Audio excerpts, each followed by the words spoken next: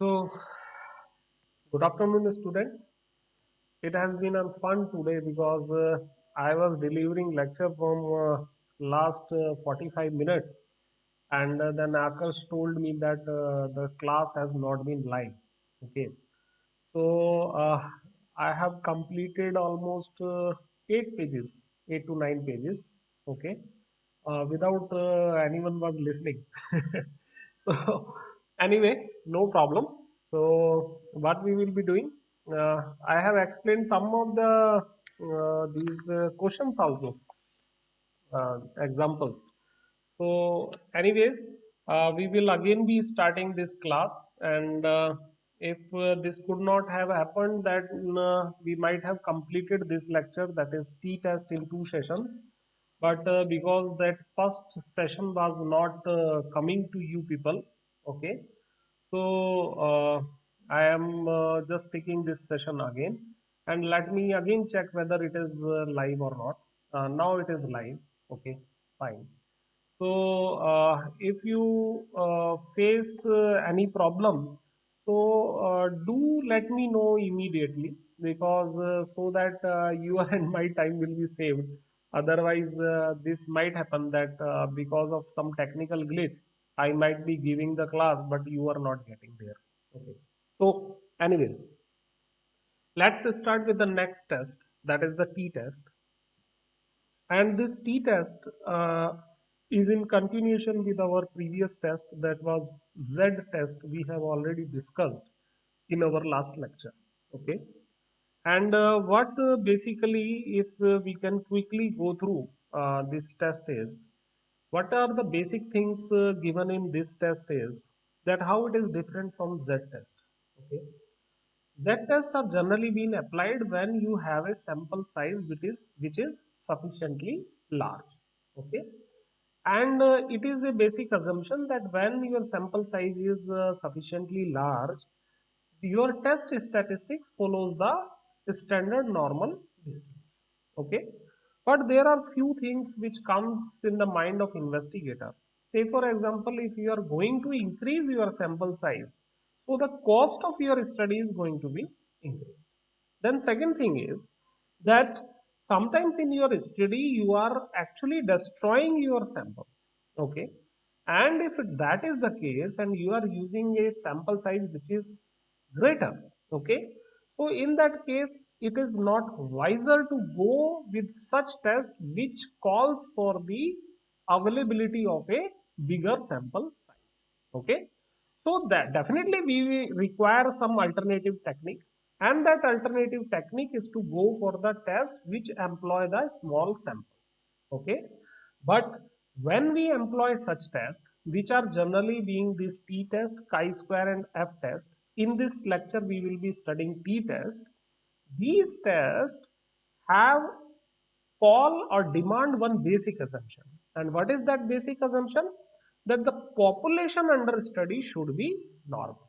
Okay, and when the population under study is normal and you are picking a sample which is smaller in size, that is it is less than 30.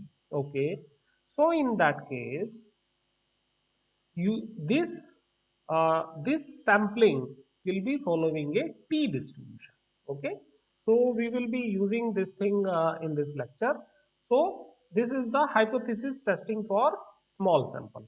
What we are going to do, we are going to take a normal population, we are going to take a random sample of size less than 30, then we will be taking up our interest, this theta, say for example some parameter of our interest is, then we are going to make a hypothesis, null hypothesis, that whether this theta is equal to the population characteristic or not, and then see the p value at different level of significance in table which I have given below.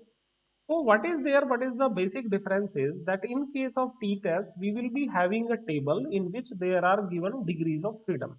These were not present in case of Z table. Z table is a compact table. So as your number of sample, where your degree of freedom is n minus 1, n is the sample size. Okay. So as these degrees of freedom increases, okay, at different level of significance, say for example, if I say 5% two-tailed, so this is the column for the 5% two-tailed test, okay.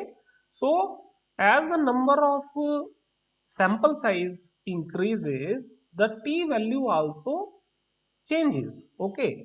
So particularly for every sample size, you have to look into this table and find out the table value, and whatever the calculated value you will be calculating, that you have to compare with this table, and if it is less, then we will be that is, then we have to see that whether our calculated value lies in the acceptance region or the this rejection region.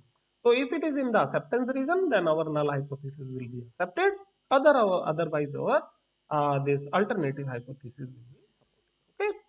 So these are the things. So this is what I have shown here, okay. So this is this in the figure. So this is the t value at 20 degrees of freedom, okay, one tailed and the two tailed. So this I have highlighted in this table also, that how to see these values. So then testing a population mean. So particularly in our previous lecture when we were discussing the Z test, our standard deviation was known, okay. But in case of t test, our sample is small as compared to large sample used in Z test, and our population standard deviation is unknown. Then we go for the t test, and there are basically three assumptions which t test demands.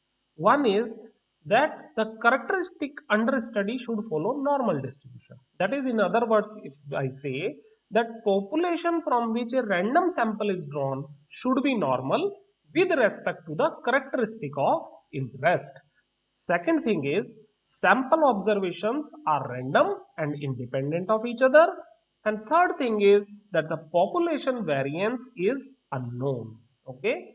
So for now, testing the hypothesis, say for example, we take a sample of this x1, x2, xn, and here the sample size is less than 30. This is having a mean mu and an unknown variance sigma square, this population. Okay. So what we want to test? We want to test whether our sample mean is equal to population mean or not equal to for two-tailed, and for one-tailed whether our sample mean is less than or equal to population mean, and its alternative will be sample mean is greater than population mean and its converse in on the other hand test. So our test statistics will be that t will be equal to x bar minus mu naught population mean upon standard deviation divided by. So this gives you a test statistics, and which follows the t distribution at n minus 1 degrees of freedom. Okay. So as for Z test, you have seen that there is only one distribution, okay. But for every degree of freedom, this t values will follow different distributions, okay. So for every degrees of freedom, you have to compare with the table value. So this x bar and this standard deviation you have already studied. Dr. Atul Gupta has taken your class, had taken your class. So this is a simple shortcut method of calculating the x bar and the your variance, okay, using an arbitrary value and the deviation method, okay. So then once this t is calculated, this t calculated will be compared with the t table value, okay. And when it is compared, then it is being finalized whether the our calculated value lies in the acceptance region or the rejection region, okay. So let us now do this with an example. A manufacturer claim that a special type of projector bulb has an average life of 160 hours. Okay. So what manufacturer is claiming? He is claiming that his projector bulb has an average life of 160 hours. To check this claim, an investigator takes sample of 20 such bulbs, put on the test, and obtains an average life of 167. Now investigator, what he does? He takes 20 such bulbs, put on test, and found that its average life is 167 hours with a standard deviation of 16 hours. So assuming that the lifetime of such projector bulb follows the normal distribution, does the investigator accept manufacturer's claim at 5% level of significance? So what we have been given with? We have been given with a population mean of 160 hours and a standard deviation of 16 hours, sample size of 20 and a sample mean of 167 hours. Now our null hypothesis is that the sample mean is equal to the population mean is equal to 160 and its complement will be that sample mean is not equal to 160. Okay, so these constitute our null hypothesis and the alternative hypothesis. The one with the equality sign will be our null hypothesis. Okay, now there all three conditions have been met. One is that standard deviation of the population is not known. Okay, that of the sample is known. Second thing is sample size is less than 30 and the population was following a normal distribution. So we will go with the t-test and this is the formula for t-test. So when we will be putting the values, so it will be equal to 167 minus 160 divided by 16 upon this 16 upon root 20. So it will be equal to 1.96. So it has come at n is equal to 20. So our degrees of freedom will be equal to n minus 1 will be equal to 90. So now we will be seeing this 19 degrees of freedom at 5% level of significance. It was a two-tail test. Okay, so we will go for 5%. This is the column for the 5%. So we will come down in this column. Okay, so we will come down in this column and come to 19. So this 19 is nothing but 2.093. So our t table value or the critical value for this particular test is 2.093. Okay, so when it is 2.093 and our calculated value was 1.96. So this 1.96 lies between this minus 2.093 and plus 2.093. That is, this 1.96 lies in the non-rejection region. And when this value lies in the non-rejection region, so our null hypothesis is accepted and we can say that the average life of the projector bulb is 160. Although that investigator on picking up the 20 bulbs got an average life of 167. Okay, but this 160 is in the acceptance region. So that is why we are saying that this claim can hold true at 5% level of significance. Okay. Now similarly, sometimes you have not been given with the mean of the your sample and the standard deviation of your sample.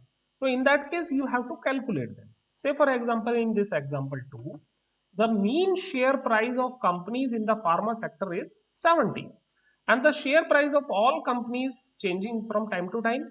So after a month, a sample of 10 pharma companies was taken and the share price were noted as like this. Okay. So assuming that the distribution of share price follows normal distribution, test whether mean share price is still the same at 1% level of significance. So what is our claim? Our claim is that the sample mean should be equal to population mean should be equal to 70. Okay, this is our null hypothesis being in the equality sign. Then our alternative will be that the sample mean is not equal to 70. Okay, and here our sample size is less than 30. Then population standard deviation is unknown and our population was normally distributed. So we can go with the t-test, but we have to calculate the x bar and the your standard deviation. So for that, what we do, you have already studied this in your chapters of measures of central tendency and measure of dispersion. That say for example, this is the x, I have taken a arbitrary value of 70, then take the deviation. 70 minus 70 is 0, 76 minus 70 is 6, 75 minus 70 is 5. Like this I have taken the deviation. The sum of this deviation is 12 and it is the square of this division. 0 is 0, 6 is 36, 5 5 is 25, 1 1 is 1. Like this, the sum of this d square comes out to be 124. So when you will be putting this in this equation, say for example, your x bar, your mean will be equal to a plus 1 upon n sigma d. So it will be equal to a is nothing but 70 plus 1 upon n is 10, and this is equal to 12. So it will be equal to 70 plus 1.2. So it will be equal to 71.2. So your x bar comes out to be 71.2. Similarly, you can calculate your variance and standard deviation, which is equal to 1 upon n minus 1, okay, sigma d square minus sigma d whole square upon n, okay, isn't it? So it will be 1 upon 10 minus 1 into this sigma d square came out to be 124, okay. Here we have calculated it now. This was 124, okay, minus this sigma d was 12 square upon 10. So when you will just do it, so it will come out to be 12.18, and this s will be equal to square root of 12.18 will be equal to 3.49. Now putting this value in t, so t will be x bar minus mu naught, okay. Your x bar came out to be 71.2 minus 70 upon this will be your s 3.49 divided by root of 10, okay. So your t value came out to be how much? 1.09, okay. We have to see this at 1% level of significance, okay. So at 1% level of significance, okay, so it means 0.005, because it is a two-tailed test, okay. So we will see it at 9 degrees of freedom. 10 minus 1, 9. So let us see this thing at 9 degrees of freedom. This is 3.250, that is two-tailed, okay. Means on one side it will be 0.0025, okay. So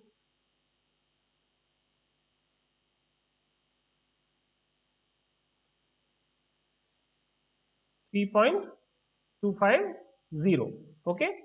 So just see it again.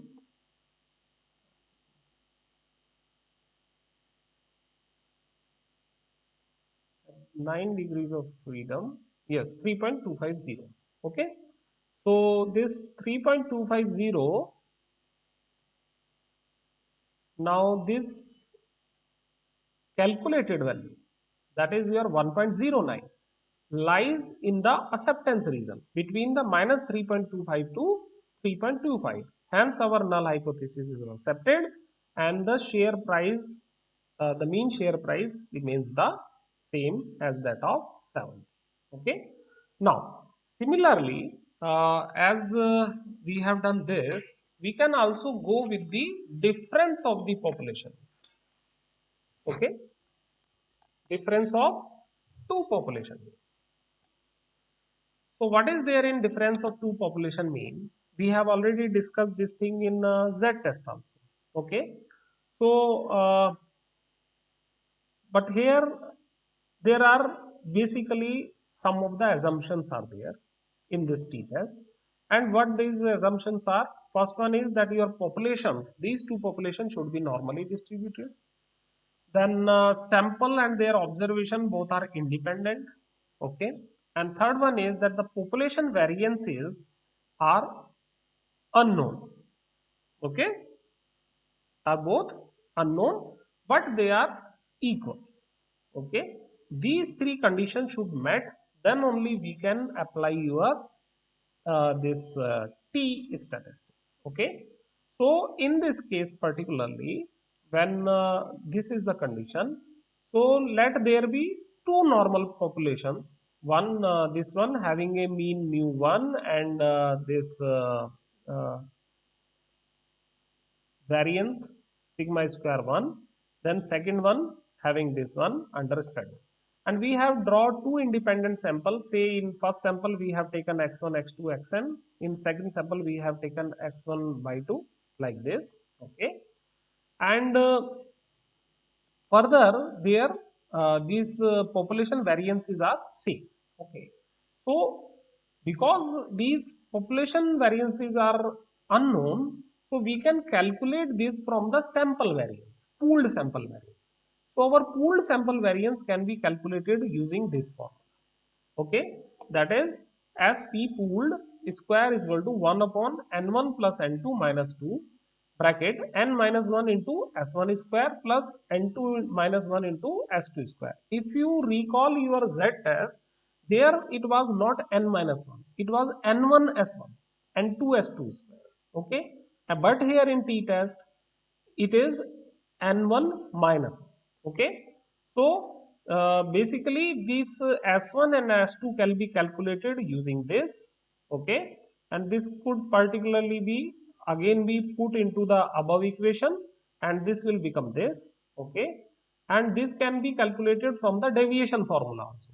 So for the deviation formula, these will be the mean for x first population, mean for the second population sample, and this will be the pooled standard deviation for the both the populations.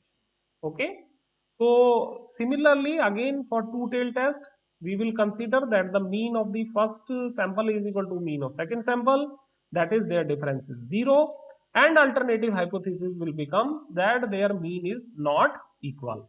Okay, so for one tail test, these will be the assumptions. Okay, you know it very well. So your t statistics will be equal to, in this case, with two independent populations, that is t will be equal to x bar minus y bar upon pooled standard deviation into square root of 1 upon n1 plus 1 upon n2 follows t distribution with n1 plus n2 minus 2 degrees of this freedom. Okay, so basically let us understand this with an example. Say for example, in a random sample of 10 pigs fed by a diet, the gain in weights were these. Okay, 10 pigs has been given a diet, their this weight gain is like this. Then another 10, another sample, because this sample has to be independent from each other, another 10 pigs has been given diet B, and their weight gain is like this. So assuming that gain in weight due to both food follows normal distribution with equal variances, test whether diets A and B differ significantly regarding their effect on increase in weight at 5% level of significance. Okay, so let us see this thing. Okay, so what will be the solution? We will put up this null hypothesis and alternative hypothesis. This will again be, because there is a equality sign, unequality sign in this alternative hypothesis, so it will be a two-tailed test, and the test statistics will be like this. So for this we have to calculate the first the mean of first population, first sample, mean of second sample, and the pooled standard deviation. So let these are the diets, and these were the weight gain in first diet, these were the weight gain in second diet. So their deviation, let we taken an arbitrary value of 12 here in this sample. Okay, so your deviation will be 12 minus 12 is 0, 8 minus 12 is minus 4, 14 minus 12 is 2, like this you will find the deviation, and its sum is minus 4. Then you square these deviations, so its sum came out to be 70. Then in this second diet, our arbitrary value we have taken is 16. So this is the sum, that is its sum came out to be minus 5, and its square, that is minus 2, 2 2s are 4, 3 3s are 9, 4 4s are 16, like this. So its sum came out to be 65. Okay. So your first sample mean according to this formula will be equal to, that is x bar will be equal to a plus 1 upon n1 into sigma d1. So it will be equal to 12 plus 1 upon 10 into d1 was, sigma d1 was minus 4. So it will be equal to 12 minus 0.4. So it will be equal to 11.6. Similarly, your y bar came out to be 15.5, and when you apply this for the standard pooled standard this variance, so your variance, pooled variance for the sample came out to be 7.27. so your pooled standard deviation will be equal to 7.27 square root, which is equal to 2.70. So when we apply this in our t value, so it will be x bar minus y bar. So it will be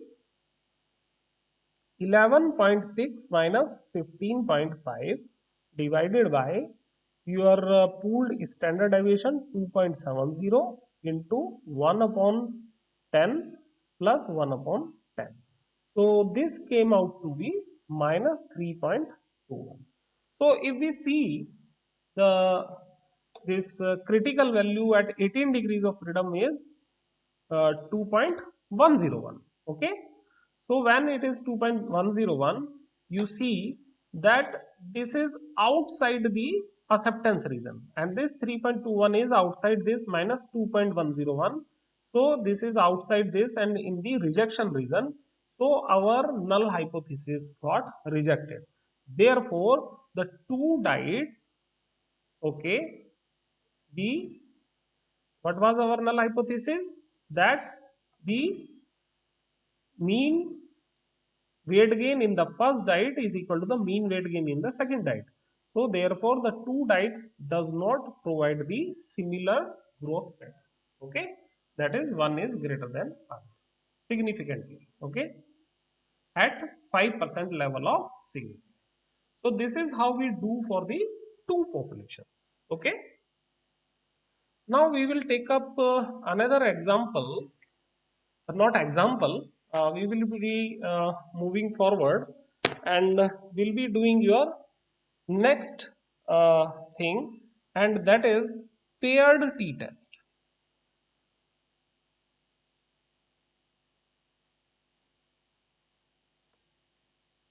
So in paired t-test, earlier, so in previous section we have discussed that t-test for equality of two population mean in case of independent sample. Okay, earlier example was of independent sample, that is 10 pig were of different and other were different. However, there are so many situations where two samples are not independent and observations are recorded on the same individual or items. Okay. Generally, such type of observation are recorded to assess the effectiveness of a particular training or a diet or treatment, medicine, etc. Okay, that is before giving the this medication and after giving the medication. What is the effect? Okay, this slide.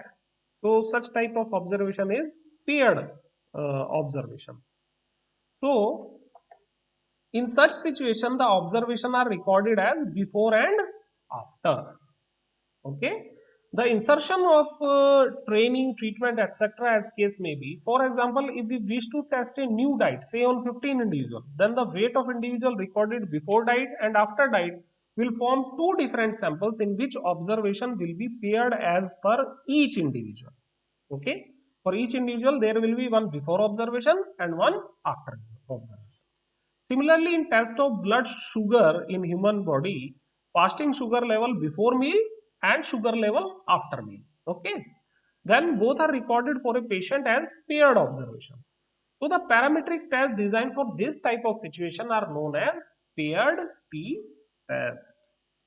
Then there were paired observations, then such tests are known as paired t test. Now, what is the working principle here? How we do this? So this test first of all convert the two population into single population. What we do in this test is we convert two population into a single population.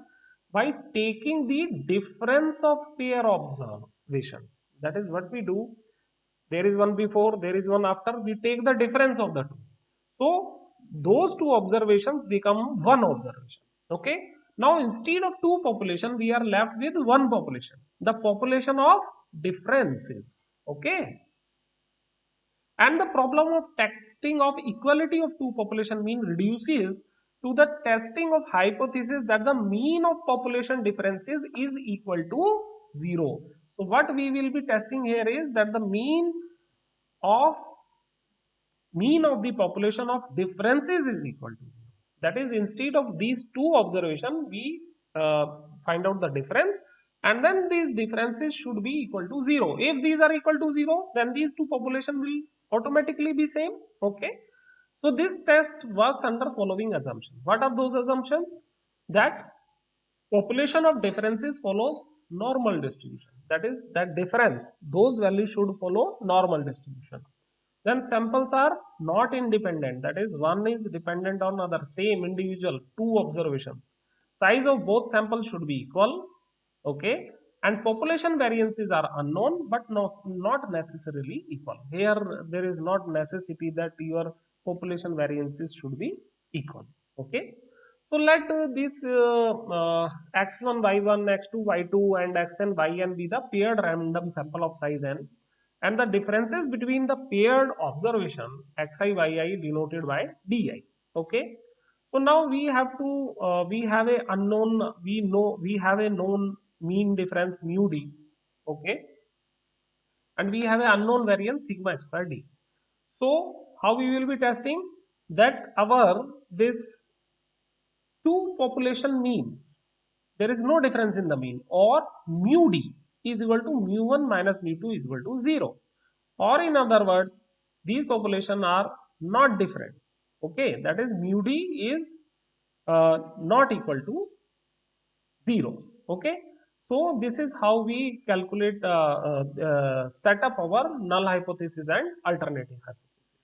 So being in equality sign and equal to 0, this will be our null hypothesis. And what will be our test statistics? Instead of those x and y or x bar, we will be using here mean of the differences. So our this t will be equal to mean of the differences divided by your standard deviation of differences by root n, where n is the paired observations. Okay, will follow a t distribution at n minus 1 degrees of freedom. So, and you can find the pooled standard deviation for this differences also similarly as before. So it will be 1 upon n minus 1 sigma d square to sigma d square, like this. So let us do an example. Say for example, a group of 12 children were tested to find out how many digits they would repeat from memory after hearing them once. So there were given practice session for this test. So next week they are retested. So the result obtained were, that is, say for example, there were 12 children were there, and before they can recall 6, and after giving training session 6, here it is 4, then 6, it was 5, then 4, it was 7, 7, 6, 6. This child can repeat 5, this can 5, 7 and 9, 8 and 9, 4, 7, like this. So we want to test that, assuming that the memories of children before and after practice session follows normal distribution, will the memory practice session improve the performance of children? So here we want to test the improvement, whether there is an improvement or not. That is, the mean before and after has any difference or not. Okay. So here what is our claim is that after giving practice session, this mu2 improves. That is, mu1 is greater than, less than mu2, and its complement is that mu1 is greater than or equal to mu2. So because here it is a equality sign, so this will make our null hypothesis, and this will be our alternate hypothesis. So what is our this statistics? T will be equal to d bar upon sd upon root n. So what we will be doing? let these be the child number. This is the before digit recall before. These were the digit recall before. These were the digit recall after. So we will find out the difference, that is 6 minus 6 is 0, 4 minus 6 minus 2, 5 minus 4 1, like this we will find out the difference. Its sum was came out to be minus 14, and what will be d square? 0 0 is 0, 2 2 is 4, 1 1 is 1, like this, and its sum was 32. So from above calculation we can calculate this d bar. So what will be d bar? D bar will be equal to 1 upon n sigma this d. So it will be equal to 1 upon 12 into what was the sigma d? Sigma d came out to be minus 14. So your this d bar came out to be minus 1.17. Similarly, this SD is calculated using the formula as given here, and these came out to be 1.19. Putting these values in your these formula, okay, your t value came out to be minus 3.44. Okay.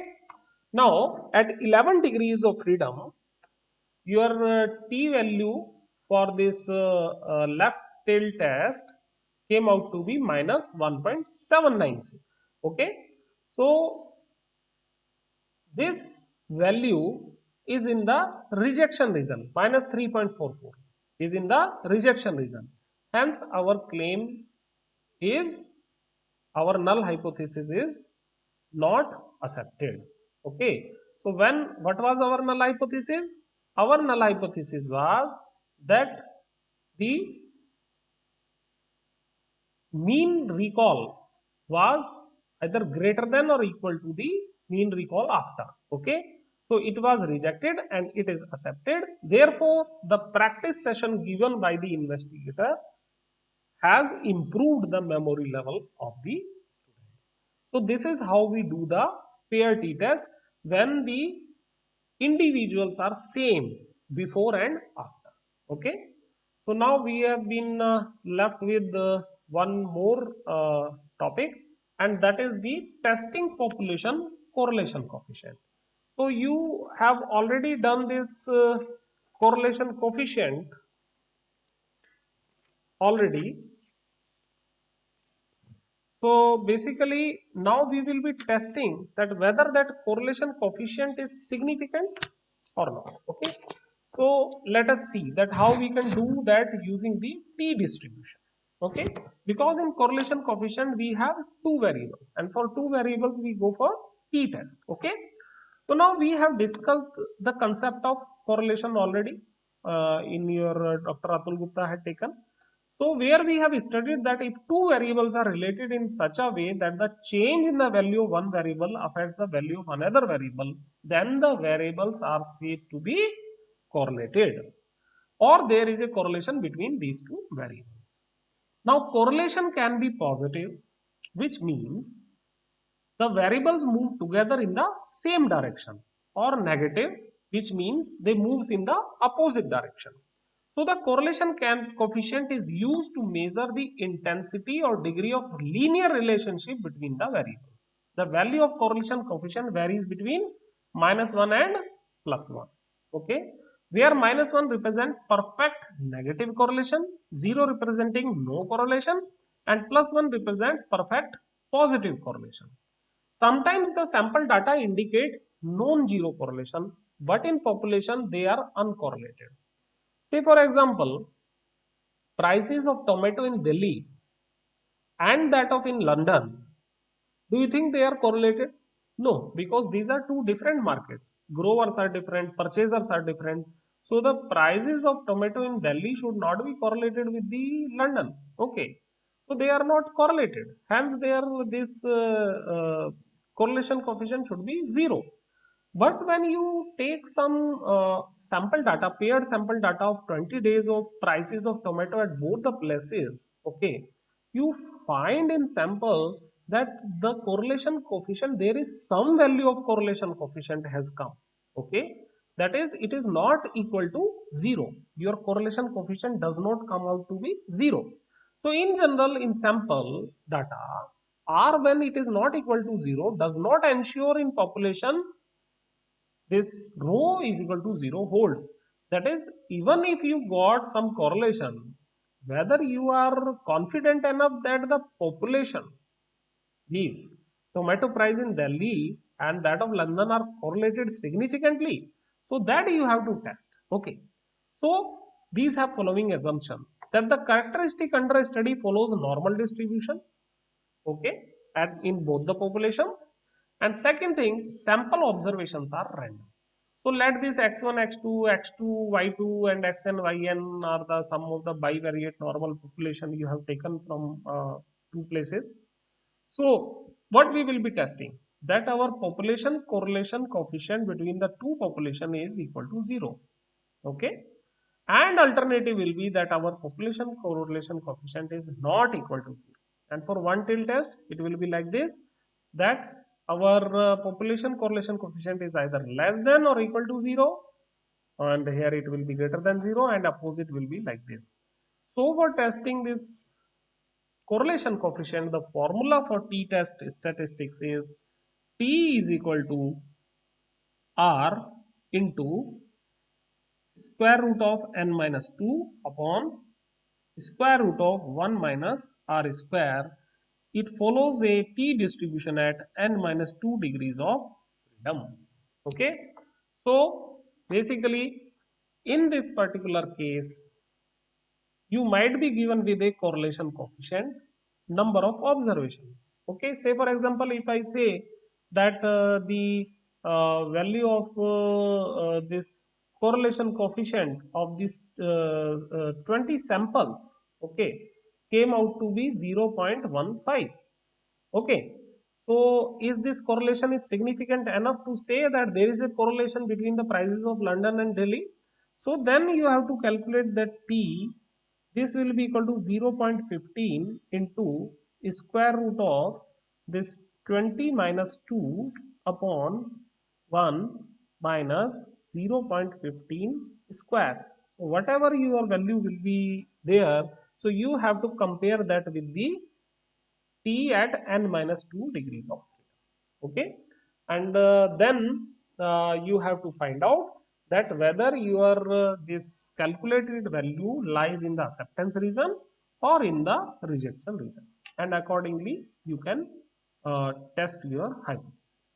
So in summary, what we have studied today in t-test statistics is that we need small sample test in certain conditions, because in most of the time we do not know the population standard deviations, and most of studies calls for small sample tests. Okay, then we have come to know about the procedure of testing a hypothesis for t-test, then testing of hypothesis for population mean using t-test, then testing of hypothesis for differences of two populations we have studied, then for procedure for pair t-testing we have studied, and we have also studied about the testing of the correlation coefficient of two populations. So this is all from today, and thank you very much for your hearing, patience hearing, and I cannot see any questions from the student side. So I am stopping my lecture here, and even if you have some doubts, you can later on ask me in further lectures, and if there are some genuine doubts are there and more doubts are there, then we can again take up the class for those doubts. Okay, so thank you very much. Thanks for with me. This is all for today. Thank you.